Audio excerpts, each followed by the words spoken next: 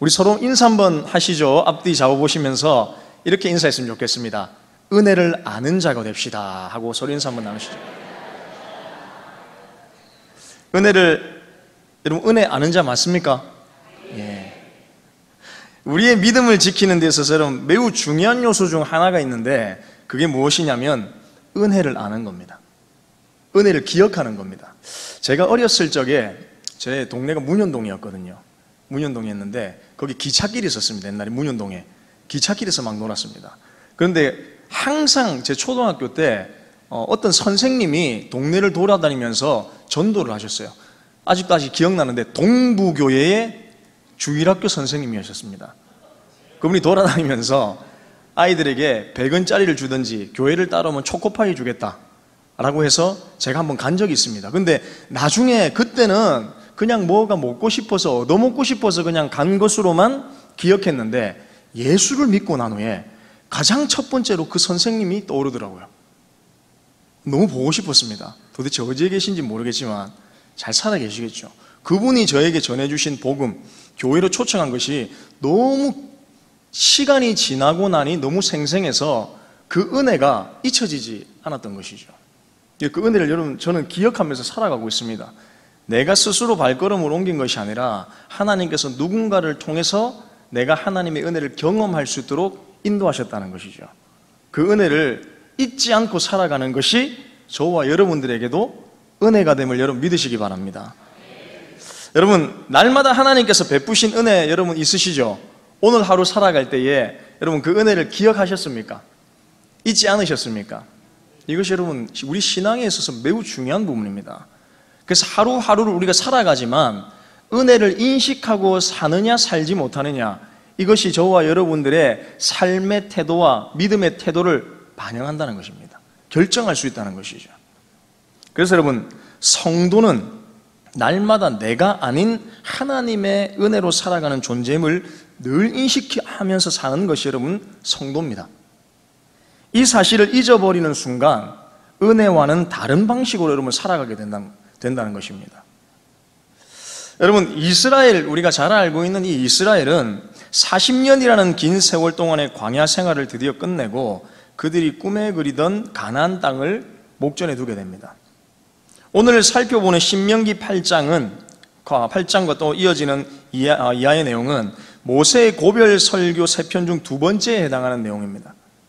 가나안 점령을 앞둔 후 요단강 동쪽 모압 평지에서 마지막으로 광야 2세대 1세대들은 광야에서 거의 다 죽었습니다. 2세대 이스라엘 백성들에게 선포하는 모세의 마지막 당부이자 고별 내용입니다. 설교입니다. 여러분 항상 이 죽음을 앞두고 유언이나 설교를 하는 것은 누군가에게 이야기해 주는 것은 매우 의미가 있는 것이거든요. 지금까지 자신이 살아왔던 모든 이야기들, 메시지들을 함축적으로 던지는 겁니다. 이스라엘 백성들에게 있어서 이제 가나안으로 들어가는 2세대들에게 있어서 죽음을 앞둔 절대 잊지 못할 이스라엘 리더였던 지도자였던 모세의 이 고별 설교는 정말 그들에게 있어서 값진 설교였다는 것이죠. 지금까지 여러분 잘 알다시피 하나님께서 주권적으로 이스라엘의 가나안 여정을 이끄셨습니다. 출애굽부터 가나안까지의 여정은 목이 곧은 이스라엘을 겸손하게 만들며 하나님만을 의지하게 하는 시련과 연단의 세월이었다는 것이죠. 그들이 볼 때에는 40년이라는 고통과 고난과 불평과 원망의 시간이었을지 모르지만 하나님께서 보시기에는 이 40년이라는 시간은 이스라엘 백성들을 철저하게 하나님만을 바라보게끔 만드는 훈련의 시간이었다는 겁니다. 반드시 필요한 시간이었다는 것이죠. 그러나 여러분 출애굽 1세대는 그들의 불순종으로 인해 가나안에 들어가지 못했습니다. 광야 생활 대부분 다 죽었습니다. 그 다음 2세대가 가나안 땅의 주인이 되기 직전 모세는 하나님께서 그들에게 가나안 땅을 기업으로 준 이유에 대해서 다시 한번 상기시킬 필요가 있었다는 것이죠. 너희들이 왜 가나안에 들어가게 되는지에 대해서 모세가 2세대에게 다시 한번 가르쳐주고 있는 겁니다. 이것을 잊지 말고 너희들은 기억해라는 것입니다. 당시 여러분 고대 근동에서 보잘것없는 이스라엘이라는 나라도 없습니다. 여러분 떠돌이 백성들은 하나님을 떠나서는 생존 자체가 불가능했습니다. 야생지대입니다. 주변의 적군들이 자기의 국토를 가지고 있는 적군들이 무기를 들고 이스라엘 백성들을 쳐들어오면 그냥 죽는 겁니다, 여러분.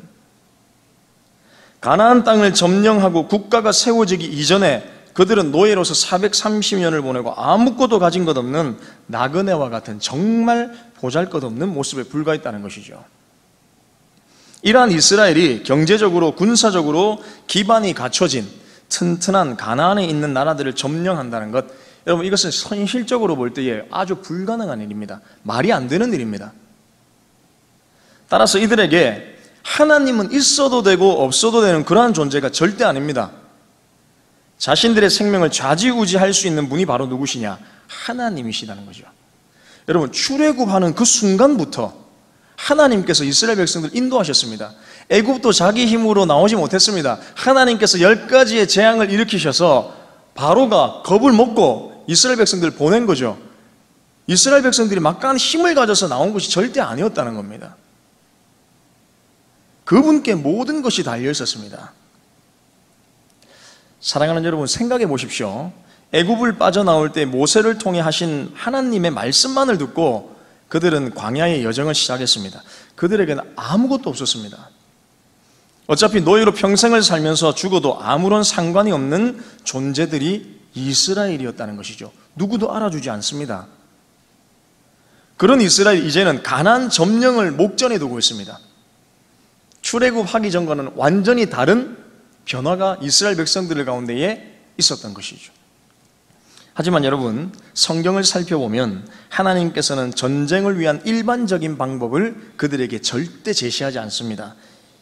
예를 들어 이런 거죠. 가나안을 이제 점령할 텐데 너희들은 한 1년 동안 철저히 피나는 군사훈련을 할 것이다, 이런 얘기 하지 않았습니다.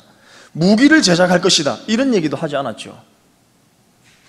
의식주를 얻기 위해 수고하고 노력하는 일도 광야에서 없었습니다. 그 모든 공급은 누구로부터 주어졌느냐? 하나님으로부터 주어지는 겁니다. 따라서 가나안 점령을 목전에 둔 그들에게 반드시 필요한 것은 영적인 교만함을 내려놓고 무장하는 것입니다. 현실적으로 어떤 무기를 우리가 공급받아서 가나안 땅을 점령하는 것이 아니라, 충만하게 의식주를 채워서 가나안 땅을 점령하는 것이 아니라, 자신들에게는 아무것도 없다는 것을 인정하고 오직 하나님만을 붙들고 가나안 땅에 들어가는 것이죠. 이거밖에 없습니다. 즉, 자신들의 의로움을 내세우지 않고 하나님의 은혜를 구하며 끝까지 신뢰하는 믿음을 가지는 것이 이스라엘에게는 필요했다는 것입니다. 가나안의 점령을 두고 그들은 영적인 점검이 필요했다는 것이죠. 모세가 이스라엘 백성들에게 소리 높여 선포하는 이 마지막 메시지는 장차 가나안 땅에서 광야의 제2세대 후손들의 생존에 절대 필요한 메시지인 겁니다. 그렇다면 여러분, 이스라엘이 결국 가나안에 들어가게 되는데, 들어가게 되는 그 이유가 여러분 과연 무엇일까요? 무엇 때문에 여러분 가나안 땅에 들어갈 수 있겠습니까? 첫 번째는 여러분 무엇이냐? 이스라엘 백성이 가나안에 들어갈 수 있었던 이유 첫 번째는 가나안 족속들의 죄악 때문에 그들이 들어갈 수 있었던 겁니다. 4절과 5절을 보면 이 민족들이 악함으로 말미암아 하나님께서 그들을 쫓아내셨다라고 4절과 5절에 걸쳐 두 번이나 기록하고 있습니다. 가나안 족속들의 죄악상이 하나님 보시기에 소돔과 고모라의 버금갈 정도로 심각했음을 여기서 증명하고 있다는 것이죠. 당시 여러분 고대 근동에서 모든 나라들이, 이 가나안 주변의 모든 나라들이 여러분 자신들만의 신을 꼭 섬기고 있었는데, 그들에게 전쟁을 통한 승리의 의미는 우리가 이겼다라는 의미가 아니라 신과 신의 전쟁입니다. 내가 섬기고 있는 신과 너희들이 섬기고 있는 신의 전쟁이 고대 근동의 전쟁이었다는 겁니다. 그래서 전쟁을 펼쳐서 누가 이긴다, 우리 신이 이겼다라는 결과가 된다는 것이죠. 신이 승리했다는 것과 같은 의미가 전쟁의 승리였습니다.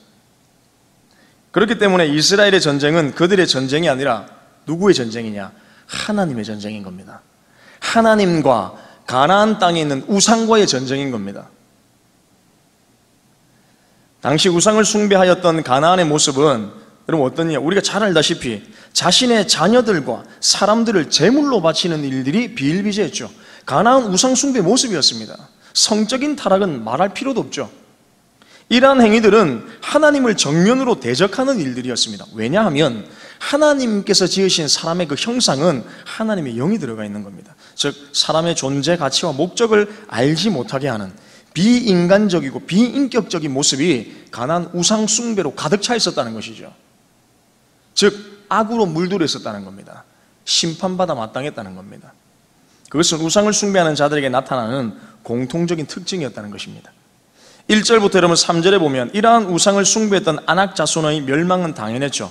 그래서 3절에 보면 3절에 언급되는 맹렬한 불이라는 단어가 있는데 이것은 악에 대한 하나님의 단호한 입장을 이야기하는 겁니다. 즉 가나안 거민들이 죄 때문에 하나님 앞에서 쫓겨나 맹렬한 불에 지푸라기가 사그라지듯 멸망하게 될 것을 하나님께서 말씀하고 있는 것이죠. 맹렬한 불에 타서 죽을 것이다. 멸망할 것이다. 하지만 가나안 족속은 그렇지만 선택된 이스라엘은 다르다는 겁니다. 하나님을 신뢰하고 믿음으로 살아가는 성도된 저와 여러분들은, 영적인 이스라엘 저와 여러분들은 죄악을 멀리하고 마땅히 하나님을 사랑하고 그 은혜를 사모하며 살아가야 하는 백성이라는 사실을 여러분 믿으시기 바랍니다. 구별된 백성이라는 것이죠. 두 번째로 여러분 어떤 의미가 있느냐, 가나안에 들어갈 수 있었던 이유는, 두 번째 이유는 하나님의 의로우심 때문입니다. 4절과 5절을 보면 너희들이 가나안 땅에 들어갈 때에 우리의 공의로움과 정직함 때문이라고 생각하지 말라라고 말하죠. 로마서 3장에 보면 사도 바울은 하나님의 의로우심에 대해서 이렇게 말씀합니다. 3장 23절과 24절 우리 다 같이 한번 읽어보겠습니다. 23절 24절입니다. 시작. 모든 사람이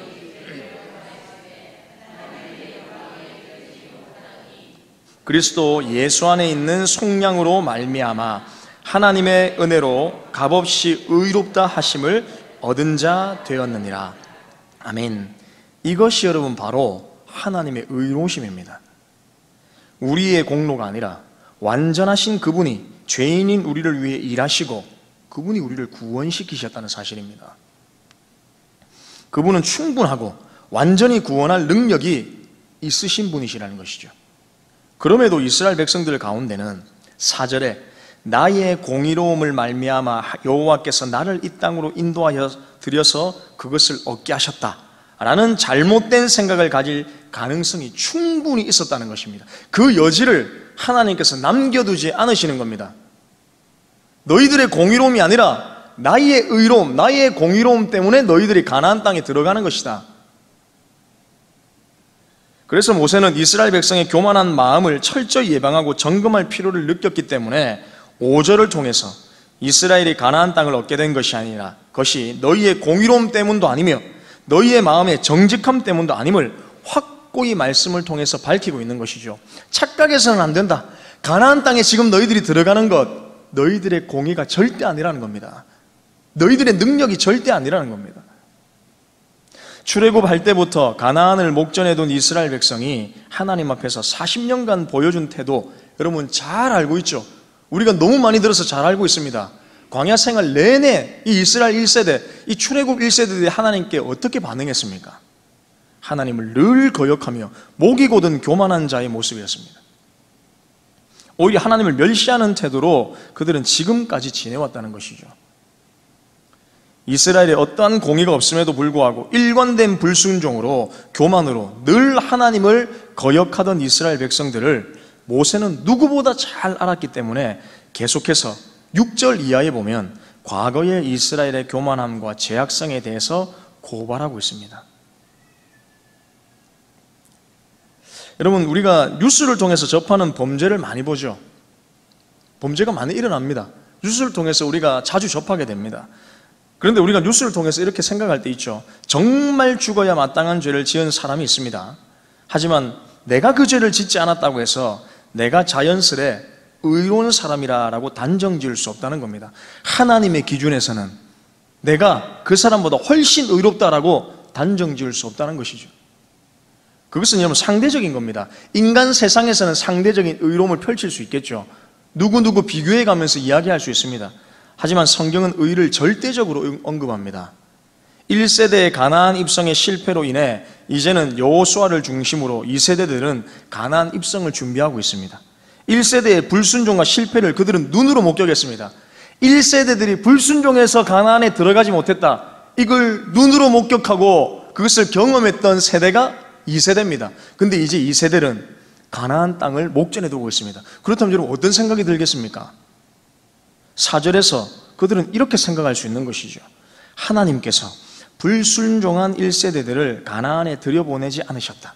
하지만 하나님 앞에 그들보다 괜찮은 삶을 살았던 우리들을 가나안에 들여보내주신다. 1세대들은 실패했고 우리는 성공했다. 이렇게 스스로가 판단하고 결정 내릴 수 있다는 겁니다. 그들의 가나안 입성 이유를 여러분 이렇게 쉽게 단정 지을 수 있겠습니까? 성경에서 일관적으로 말하는 메시지 중 하나는 무엇이냐? 인간은 죄인이라는 겁니다. 로마서 3장 9절 이하에도 말씀하죠. 모두가 죄 아래에 있으며 의인은 하나도 없다. 사랑하는 여러분, 저와 여러분들은 영적 가나안에 들어간 성도라는 사실을 기억하십시오. 우리가 성도로 구별되고 구원함을 받은 것은 저와 여러분의 어떠한 의로움이나 정직함 때문이 아니라 하나님의 전적인 은혜이며 그리스도를 믿는 믿음을 통해서라는 사실을 결코 잊지 않으시기를 축복합니다. 그러므로 우리가 내세울 것은 인간적인 공로 의지가 아니죠. 로마서 3장 26절을 보면 곧 이때에 자기의 의로우심을 나타내사 자기도 의로우시며 또한 예수 믿는 자를 의롭다 하려 하심이라 라고 말씀합니다. 진정으로 내세우고 자랑할 만한 유일한 것이 저와 여러분들 가운데 있다면 무엇이냐? 오직 십자가에 못 박힌 예수 그리스도밖에 없습니다. 예수 그리스도만이 우리 유일한 자랑이며 의로움입니다. 자랑하기 위해서는 나를 자랑하지 마시고 내 안에 계신 그리스도를 자랑하시기를 축복합니다. 마지막으로 여러분, 이스라엘이 가나안 땅에 들어갈 수 있는 이유는 무엇이냐? 하나님과 이스라엘의 언약 때문입니다. 약속 때문입니다. 5절 하반절을 이렇게 되어 있습니다. 5절 하반절 우리 다 같이 한번 읽어보겠습니다. 시작. 여호와께서 그들을 내 앞에서 쫓아내심이라. 여호와께서 이같이 하심은 내 조상 아브라함과 이삭과 야곱에게 하신 맹세를 이루려 하심이니라. 아멘. 가나안은 여러분 창세기 12장 1절부터 3절에 기록된 이스라엘의 조상 아브라함이 본토 친척 아비집을 떠나 하나님의 지시를 받아야 할 땅이었습니다. 또한 그곳에서 큰 민족을 이루고 하나님의 언약을 받을 복의 땅이었습니다. 원래 정해진 땅이었다는 겁니다. 하나님 약속하신 땅이었다는 겁니다. 그 언약은 이삭과 야곱과 그 후손들이 복을 누리기로 이미 결정되어졌고 약속된 보장된 땅이 바로 가나안이었습니다. 오래전에 열조와 맺은 언약대로 하나님은 일개 시족에 불과했던 이스라엘 자손을 출애굽 때 장정만 무려 60만 명이 되는 거대한 민족으로 완전히 탈바꿈시켜 놓으셨던 것이죠. 또한 이스라엘 백성이 행진할 때는 그 주변 민족들조차 두려워 떨게 만드는 막강한 세력으로 그들을 성장시키셨습니다. 뿐만 아니라 이스라엘 백성이 거하게 될 가나안 땅에서 죄악을 행하는 아낙 자손과 가나안 거민들을 친히 내쫓으시기로 하나님 작정하셨다는 것이죠. 여기서 여러분 우리가 알아야 될 것은 무엇이냐? 하나님은 한번 약속하시면 한치의 오차도 없이 정확하게 그 약속을 지키신다는 사실입니다. 아브라함과 이삭과 야곱과 맺은 언약을 지키시는 하나님의 신실하심을 오늘 신명기 말씀을 통해서 우리가 보게 된다는 것이죠. 출애굽 이후 보여준 이스라엘의 태도는 계속되는 불순종과 몇 차례나 하나님의 심판을 받을 최악의 상황에 처한 모습이었지만 하나님께서는 자신의 의로우심과 아브라함과 이삭과 야곱과 맺은 언약 때문에 참으시고 또 참으시고 끝까지 참으셔서 그 언약을 지키셨다는 겁니다. 그러므로 부족한 이스라엘 앞에 약속의 땅이 펼쳐지게 된 것이죠. 오늘 여기에 있는 저와 여러분들 또한 하나님의 언약의 신실하심 때문에 영적 이스라엘이 되었고 영적 가나안을 소유한 자들이 되었다는 사실을 믿으십시오. 하나님의 신실하신 언약으로 인해 저와 여러분들이 그분의 소유된 백성으로 있게 되었다는 사실을 기억하시길 바랍니다. 말씀 마무리하겠습니다. 사랑하는 성도 여러분, 3절, 오늘 3절의 제목 핵심이죠. 오늘 너는 알라 라고 말씀합니다. 가나안 민족들의 죄악과 이스라엘의 의로움이 아닌 하나님의 의로우심과 그리고 아브라함과 이삭과 야곱과 맺은 언약을 지키시는 하나님의 신실하심 때문에 이스라엘은 가나안에 들어갈 수 있었습니다. 이 사실을 여러분 잊지 마십시오. 여기에는 인간적인 업적, 공로, 가문의 배경, 재산 유무, 소위 인간적인 요소가 들어갈 여지가 전혀 없습니다. 하나님이 거저 주시는 순전한 은혜와 사랑 때문에 저와 여러분들이 영적 가나안을 소유한 영적 이스라엘이 되었다는 사실입니다. 또한 이 은혜를 거저 받았으니 또한 우리 주변에 있는 많은 이웃들 가운데 복음을 모르는 이웃들에게 그 은혜와 사랑을 아무 값없이 전하는 메신저로서도 우리는 살아야 된다는 것이죠. 그러므로 하나님 앞에서 어떠한 인간적인 요소를 여러분 내세우지 마십시오. 그래서 오직 그리스도의 십자가의 공로만을 우리가 의지하고 자랑하며 겸손하게 하나님 말씀 앞에서 순종하며 살아가는, 그리고 날마다 오늘 너는 알라, 그 하나님의 은혜를 기억하며 살아가는 저와 우리 모든 성도님들 다 되시기를 주님의 이름으로 축복합니다. 기도하겠습니다. 하나님, 가나안 땅에 들어가는 이스라엘 백성들 자신의 업적, 공로, 힘 때문에 들어가는 것이 아니라 철저하게 하나님의 은혜 가운데에 가나안 땅을 밟을 수 있었던 것을 우리가 기억합니다. 영적 가나안인 우리 모든 성도들, 우리 한 사람 한 사람이 아름답게 세워져서 오늘 너는 알라라는 하나님의 그 말씀을 들으며 날마다 하나님의 은혜를 잊지 아니하고 하나님의 은혜를 사모하며 하나님만을 바라보며 영적 이스라엘로서의 삶을 살아갈 수 있도록 주님께서 축복하여 주시옵소서. 이 험난하고 험한 세상 가운데서 우리가 붙들어야 될 것이 무엇인지를 분명하게 알고 다른 우리의 경험, 가치, 노력, 재산 유무, 어떤 힘과 자랑이 아니라 하나님만을 의지하며 오직 예수 그리스도의 십자가 앞에 겸손하게 무릎을 꿇고 하루하루를 살아갈 수 있는 우리 모든 동북의 성도들 다 되어줄 수 있도록 주님께서 주장하시고 우리 가운데 역사하여 주시옵소서. 감사를 드립니다. 예수님의 이름으로 기도합니다. 아멘.